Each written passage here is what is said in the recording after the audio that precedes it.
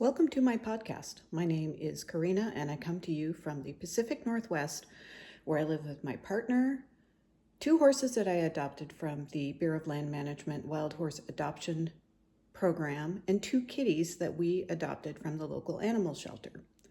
Information about these adoption programs will be in the show notes for every episode. Originally, I created this podcast to be accountable for my knitting projects and horsemanship, the way in which sentient beings are being cared for and communicated with in a highly intuitive and respectful way is another passion and is woven into each episode. And finally, gardening is often featured in each episode because I believe that growing our own organic vegetables or other produce as much as possible is a way to care for ourselves, the environment, and each other. These themes are integrated to express kindness and respect for each other. If you are a crafter, please grab your project, something nice to drink, and join the kindness revolution from wherever you are. I believe that even the smallest acts of kindness, thinking about kindness, sparks positive change. The horses have it right. What is good for the herd is good for the individual. Well, here's a new critter I haven't seen before. I think it's a grasshopper. I've certainly seen grasshoppers before, but not really here. So I'm making a compost tea. I heard the recipe for this on a Horses in the Morning podcast, fairly recent. I think it was June 14th. There's a guest that comes on that does some homesteading with horses. She has, I think, Clydesdales or some kind of draft horse. So this is an interesting recipe in that it just takes a cup of well-aged manure, which if you are an animal owner, you probably have plenty of that. I certainly do. And I have years old horse manure piles. And then 1 cup of garden soil. And she recommends that you put a bubbler in it for 24 hours. You don't have to. So I am going to not use a bubbler. And then I'm going to pour the water into either a watering can, or I just may water it directly from this bucket. I haven't quite decided yet. And then dump the leavings, the soil, into my garden bed. So supposedly this is a great nutrient source for plants, for your garden, and it helps with the soil. So I'm going to give it a try since I have an unlimited supply of aged horse manure.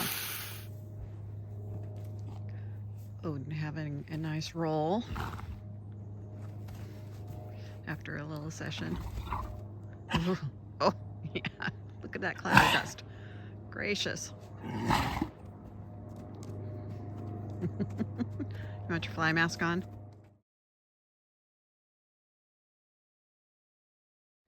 Hey friends, so right now I'm doing some fall planting into these plug trays, and I'm doing something that's called multi-sow. So far in these 2, I have planted 5 radish seeds, and these radish seeds will sprout and grow their whole lives together, even when I transplant them to the garden out there. Those plug trays are going to go all by themselves. What I have learned from the Grow Veg podcast YouTube channel is that there are a number of seeds that you can plant in this multi-sow fashion, and it helps maximize your space and your harvest. So I'm going to plant in here. I'm just going to do the 4 plugs of radish. The rest of this is going to be beets. I'm also going to do onion, spinach, chard, and some peas in the rest of these plug trays. And like I said, they'll grow their whole lives together and hopefully give me a good harvest. This is what I've harvested today. So some chard, 15 leaves of chard, several multi-legged carrots. Here's one straight one. I'm not sure. They all grew in the same bed, so I'm not really sure how that happened. 2 spears of asparagus and 3 cherry tomatoes. Happy gardening! So I got the peas, the radishes, the beets, and the onions planted. And sadly, I discovered that I did not have any chard or spinach. So I will be going to the feed store on Tuesday, and we'll get some and then plant those 2 trays then. But in the meantime, I'm going to keep them covered up so they don't dry out or accidentally grow something else.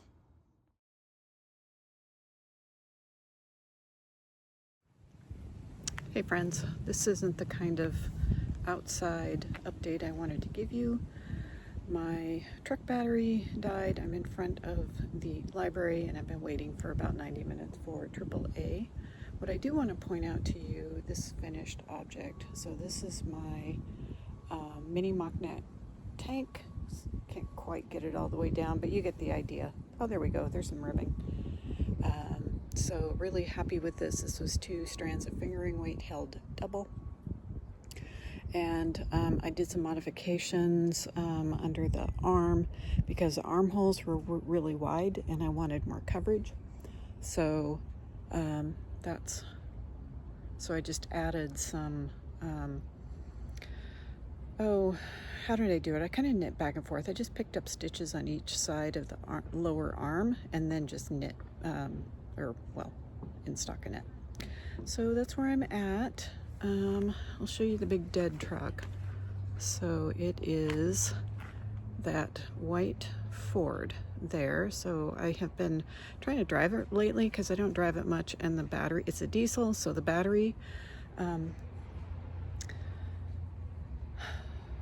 I mean, I have my regular car that I drive all the time, so it doesn't get driven much, and the battery doesn't like that.